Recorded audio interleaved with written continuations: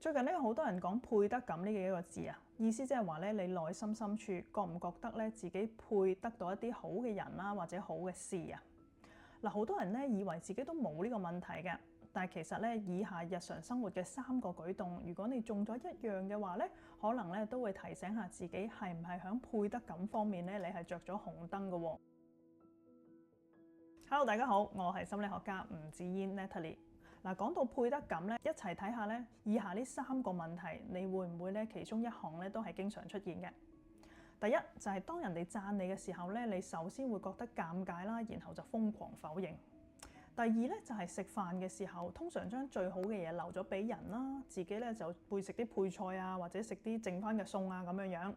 第三咧就係收到一啲貴重禮物嘅時候，比起開心咧，你內心咧更加係有啲焦慮同埋壓力感嘅。嗱，以上嘅3個問題，你中咗幾多個呢？嗱，呢啲咧睇落去好似一啲好體貼啦，一啲好客氣嘅行為啦，其實咧可能都反映出咧你有一種嘅低嘅配得感嘅。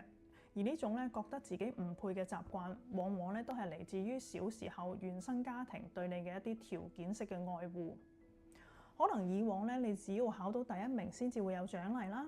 又或者咧阿爸阿媽成日都喺你面前呻窮啦，令你覺得咧自己享受少少咧，其實就好似一種自私咁樣樣。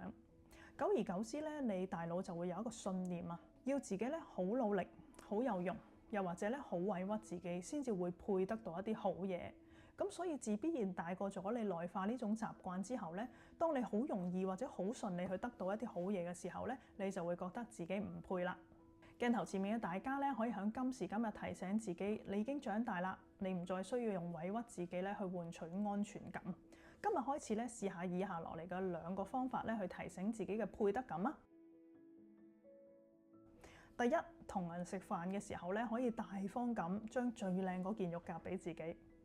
第二咧，就係當人哋讚你嘅時候，你與其咧嗱臨否認，試下咧，不如大大方方咁同對方講一聲多謝你嘅讚賞，我覺得咧今日自己都幾好。